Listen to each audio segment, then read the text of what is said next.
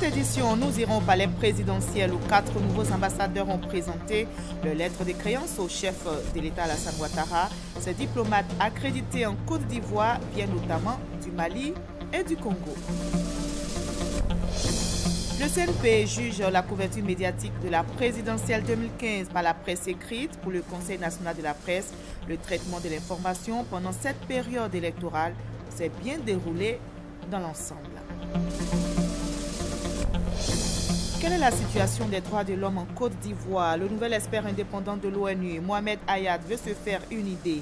En visite à Abidjan, il s'est entretenu avec le ministre de la Justice, Mamadou Koulibaly Niénéma. Qu'est-ce qui est à l'origine du crash de l'avion russe dans le Sinaï en Égypte et qui a entraîné la mort de 224 passagers membres d'équipage samedi dernier? La thèse terroriste est de plus en plus privilégiée.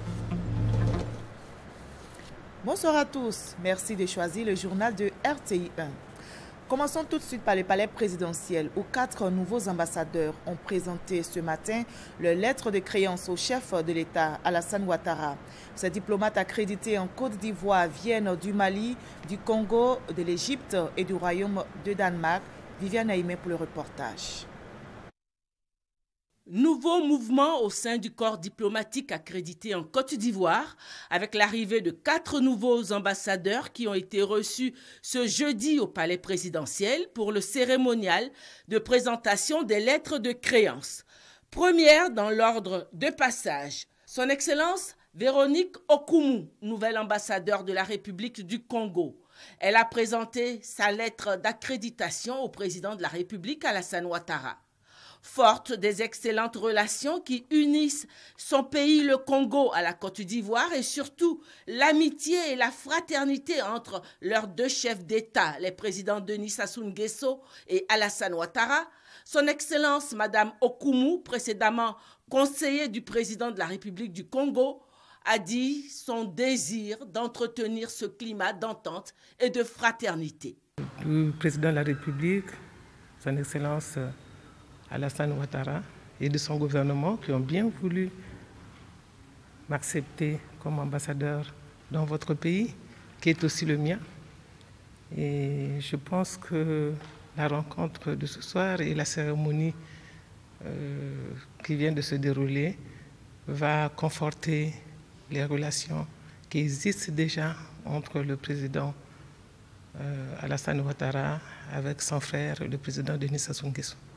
Second dans l'ordre de passage, son Excellence Mohamed Farouk Ahmed Fouad El Hamzaoui, nouvel ambassadeur de la République arabe d'Égypte, qui entend œuvrer, comme il a exprimé au président de la République après lui avoir présenté ses lettres de créance, au rapprochement entre les 2 chefs d'État que sont le nouveau chef de l'État égyptien, le président Al-Sisi, et le chef de l'État ivoirien, le président Alassane Ouattara. Nous sommes ici entre frères et amis et nous avons parlé avec Monsieur le Président de la République aujourd'hui pour faire une rencontre dans les prochaines semaines avec le Président Abdel Fattah el-Sisi, Inch'Allah. Nous avons parlé avec aussi dans comment on va cimenter les relations entre nous. Par cet acte symbolique de présentation de ces lettres d'accréditation au chef de l'État ivoirien, son Excellence Ousmane Ag Rissa est devenu officiellement ce jeudi 5 novembre le nouvel ambassadeur de la République du Mali en Côte d'Ivoire. Son Excellence Ousmane Ag Rissa devait s'acquitter aussi ce jeudi d'une mission à lui confiée par le président malien Ibrahim Boubacar Keïta, à savoir présenter de vive voix ses félicitations à son frère et ami, le président Alassane Ouattara, pour sa brillante victoire.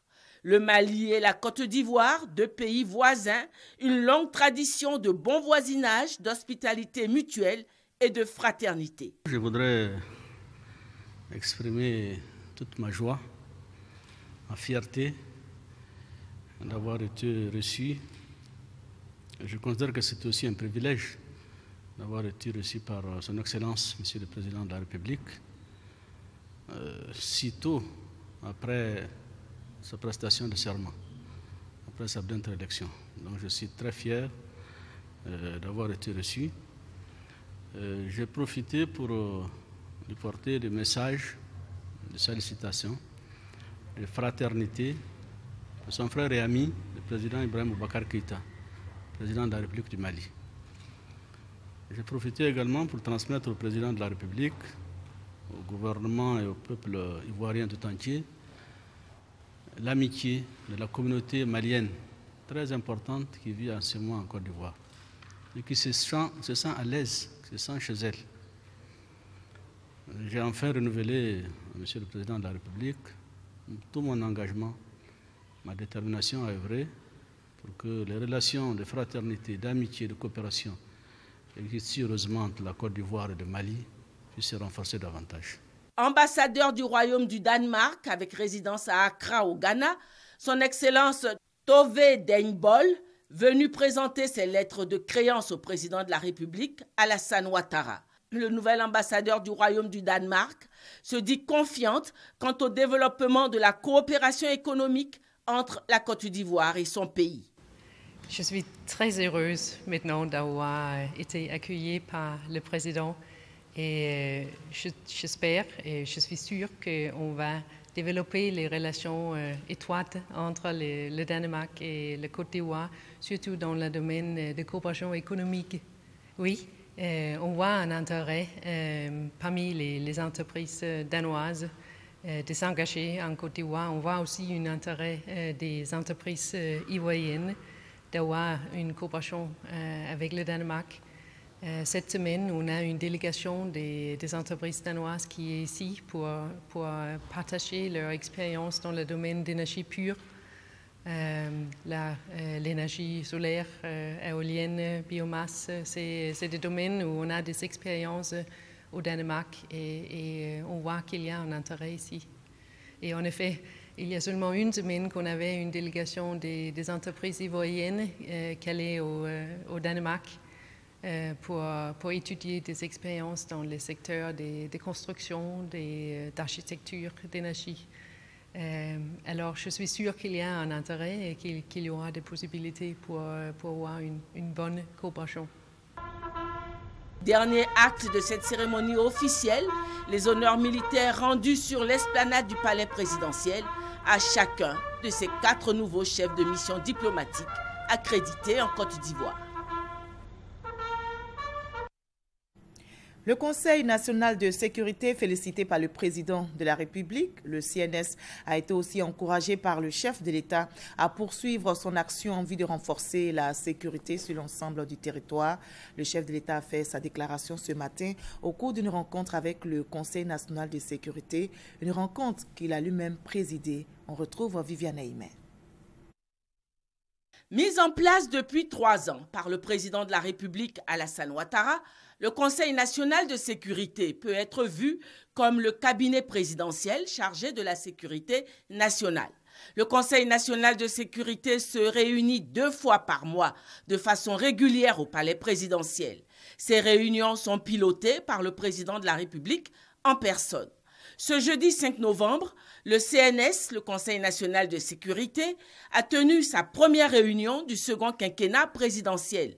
Ouvrant la réunion, le président de la République a déclaré sa satisfaction pour les résultats enregistrés au plan de la sécurité nationale depuis 3 ans, grâce à l'action du CNS. Je voudrais donc vous dire toute ma satisfaction pour les résultats enregistrés dans le cadre de nos réunions qui sont donc bimensuelles et qui se sont bien déroulées depuis la mise en place du Conseil national de sécurité.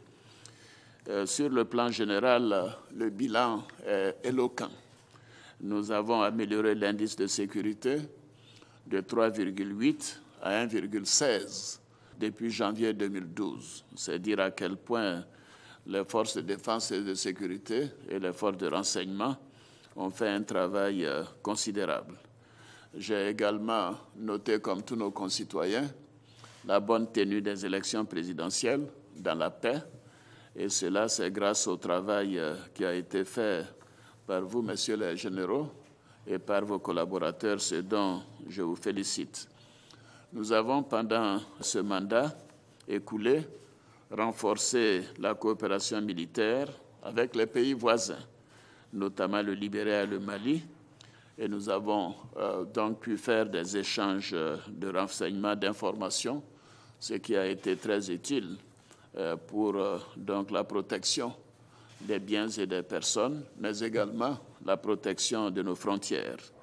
Je vous félicite également pour la lutte efficace que vous avez menée aux côtés de l'administration pour contrer la fièvre Ebola qui n'a pu franchir nos frontières. Et cela a été quelque chose de spectaculaire, d'exceptionnel, car nous sommes entourés par 2 pays sur les 3 qui ont vécu donc ce problème du virus Ebola.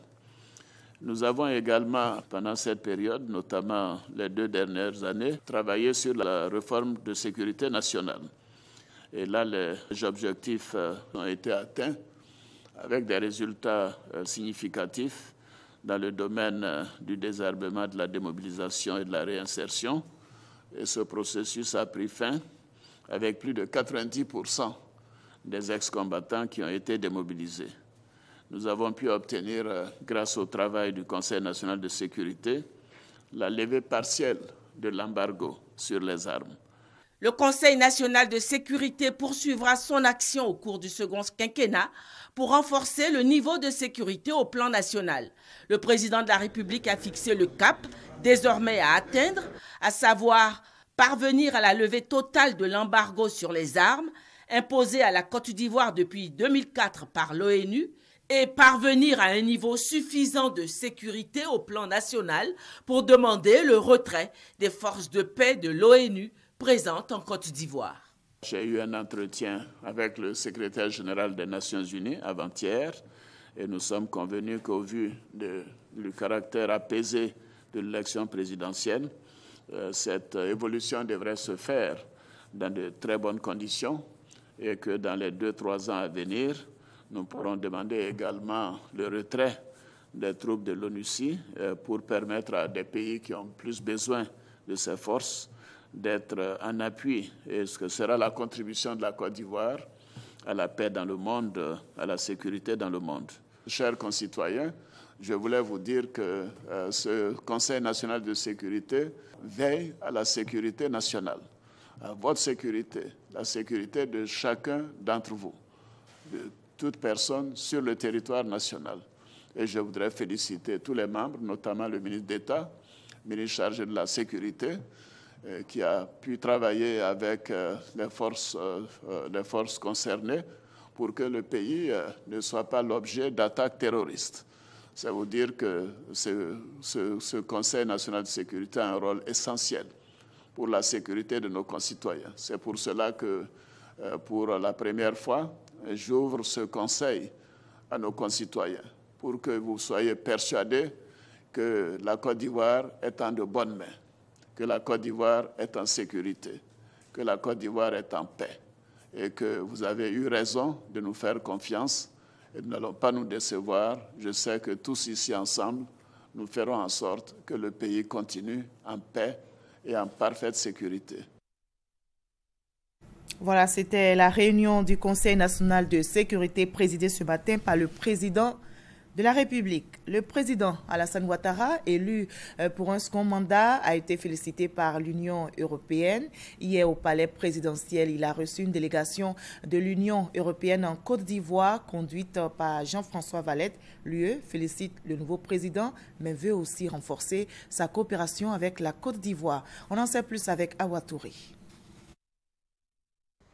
L'Union européenne félicite le président de la République, Alassane Ouattara, pour sa brillante réélection. Son ambassadeur en Côte d'Ivoire, Jean-François Valette, est venu saluer et transmettre au chef de l'État le message de félicitations de l'organisation européenne. Pour le représentant de l'Union européenne en Côte d'Ivoire, les Ivoiriens ont voulu récompenser le parcours sans faute de leur gouvernement au cours du premier mandat, dans les domaines notamment de la sécurité, du désarmement des ex-combattants et la restauration de l'autorité de l'État. Je suis donc très heureux d'avoir été l'un des premiers ambassadeurs à pouvoir transmettre les félicitations en l'occurrence de l'Union européenne, au président de la République après sa brillante réélection, puisque ce sont les termes qui ont été employés par le président de l'Europe pour la circonstance dans la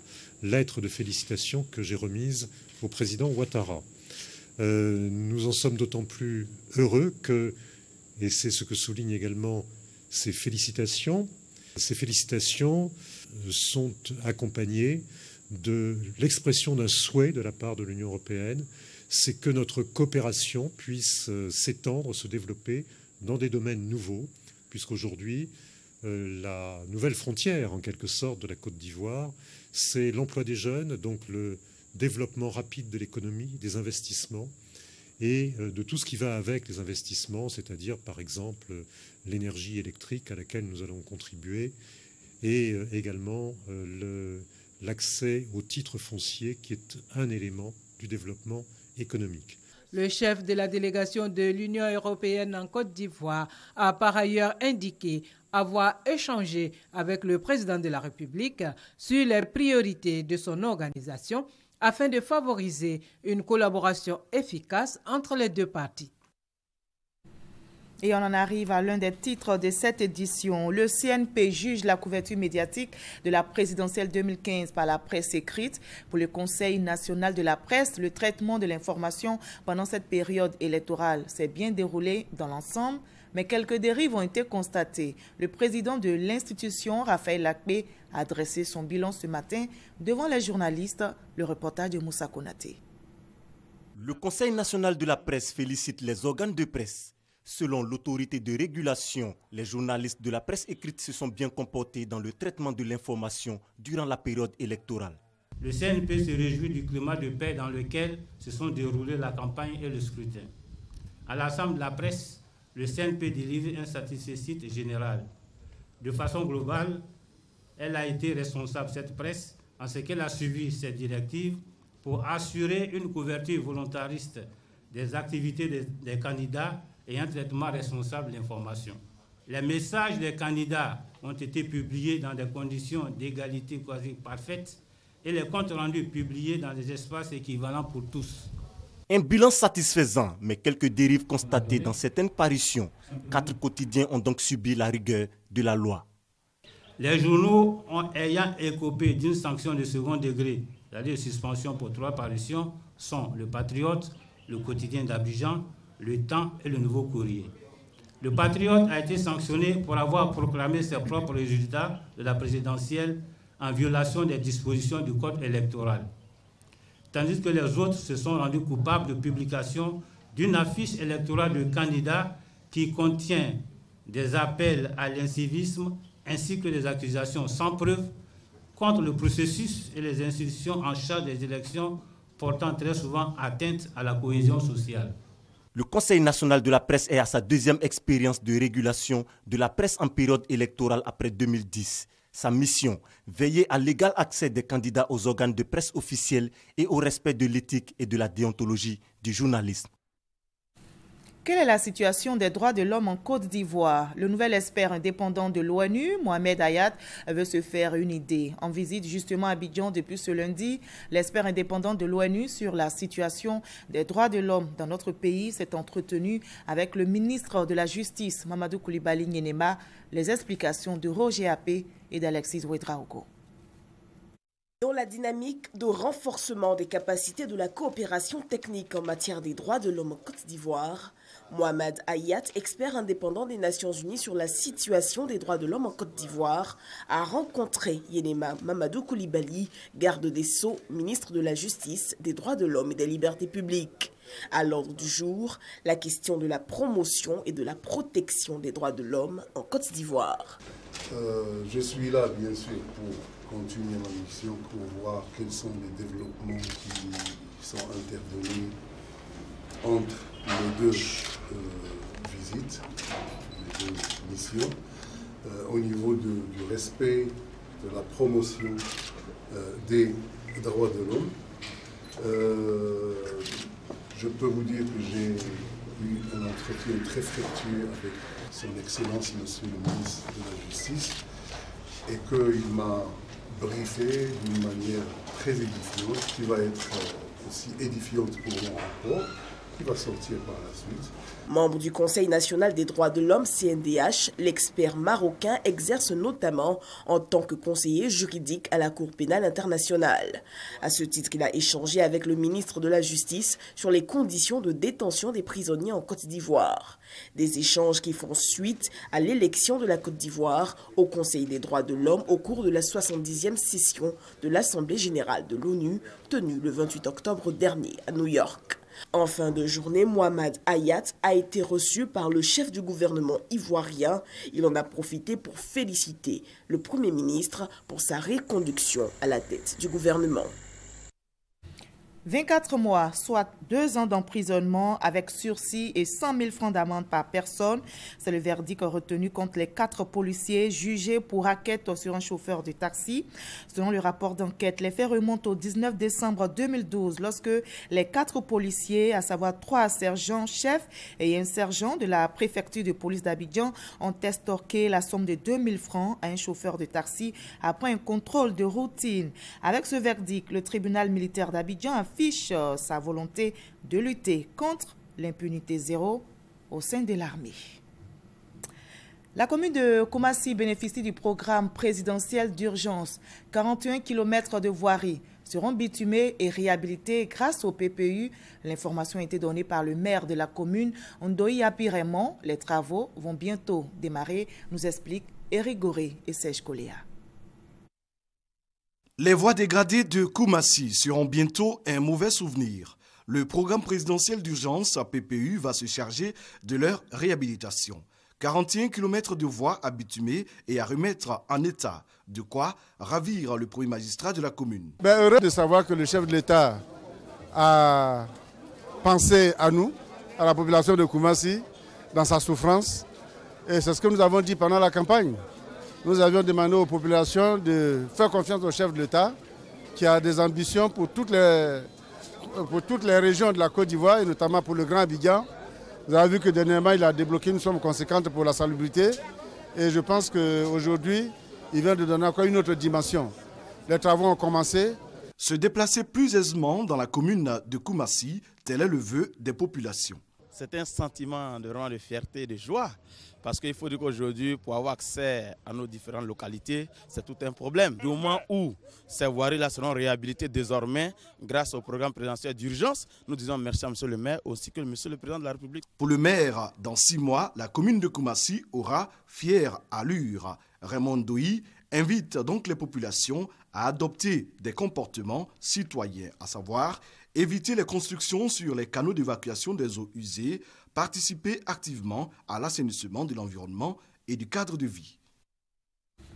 La Banque mondiale appuie la Côte d'Ivoire pour le financement du projet d'éducation de base. Une mission de cette institution vient justement de sillonner plusieurs localités du pays.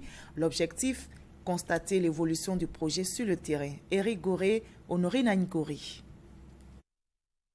Le projet d'urgence d'appui à l'éducation de base va donner un coup d'accélérateur aux actions du système éducatif en Côte d'Ivoire. C'est un projet de construction de 200 salles de classe et la réhabilitation de 267 salles de classe dans la direction régionale de Diokwe et de Guiglo.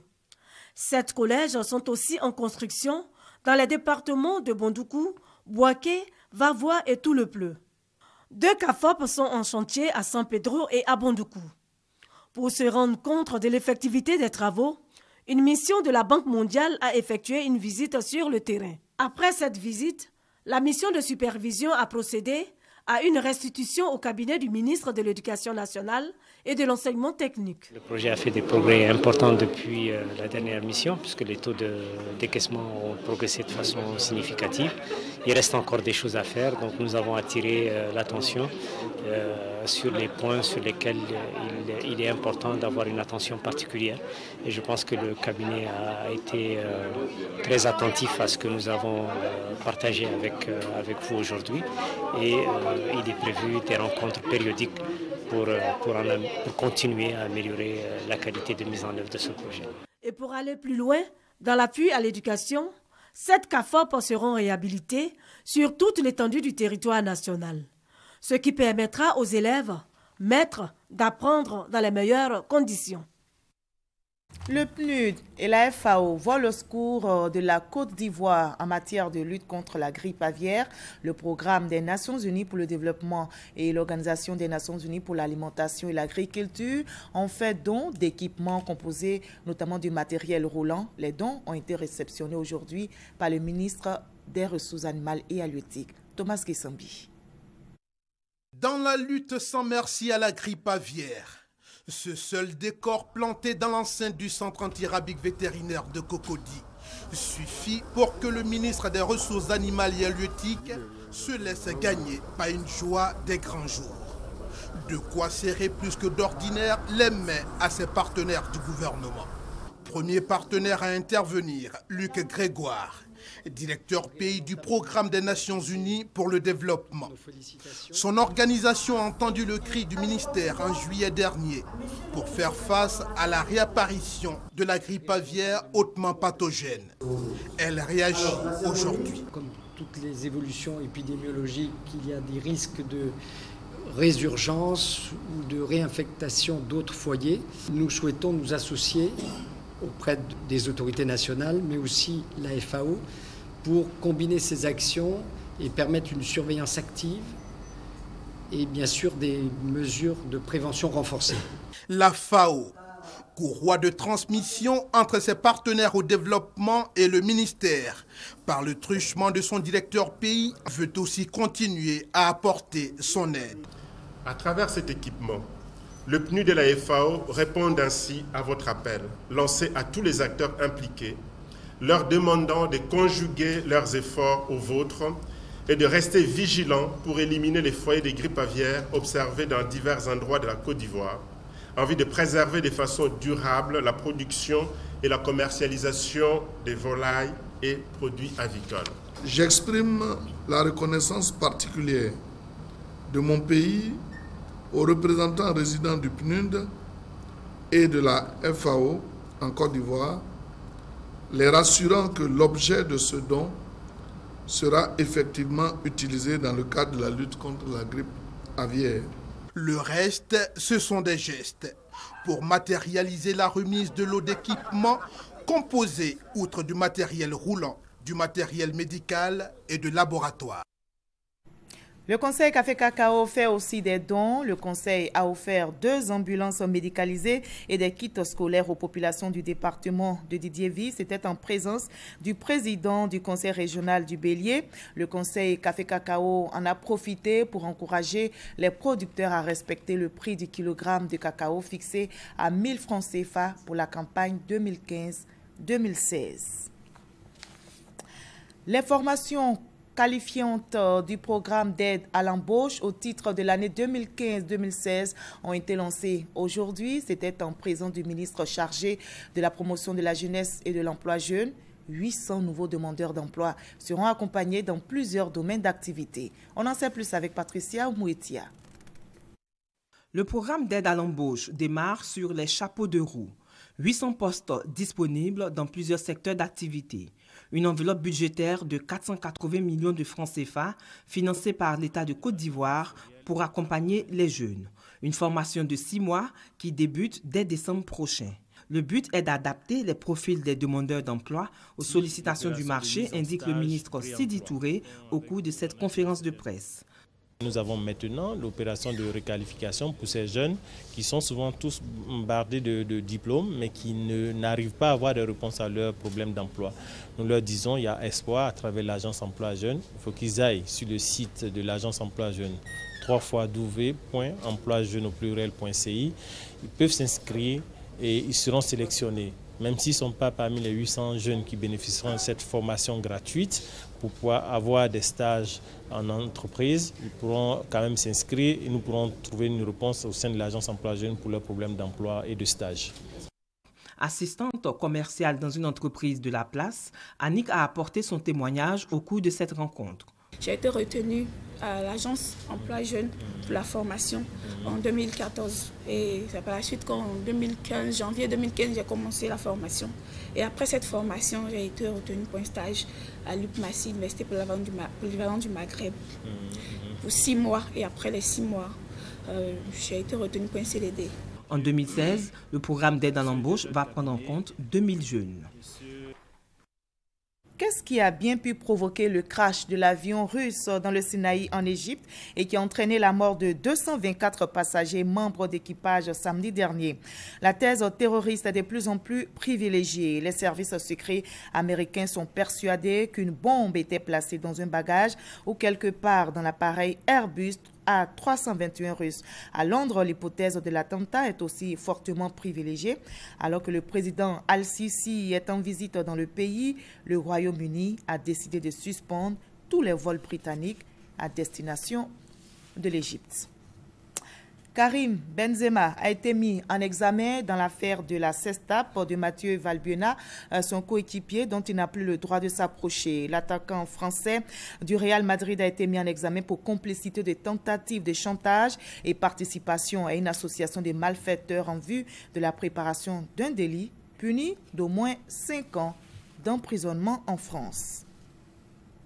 Terminons par cette bonne nouvelle pour la Côte d'Ivoire. Le classement FIFA du mois de novembre a été livré aujourd'hui. La Côte d'Ivoire détrône l'Algérie et reprend sa couronne. Le pays a repris sa première place en Afrique devant donc l'Algérie. L'Argentine, leader du classement mondial de FIFA ces derniers mois, a perdu sa première place au profit de la Belgique. Fin de ce 20h à 23h. Vous avez rendez-vous avec Ami Koulibaly. Merci à vous tous.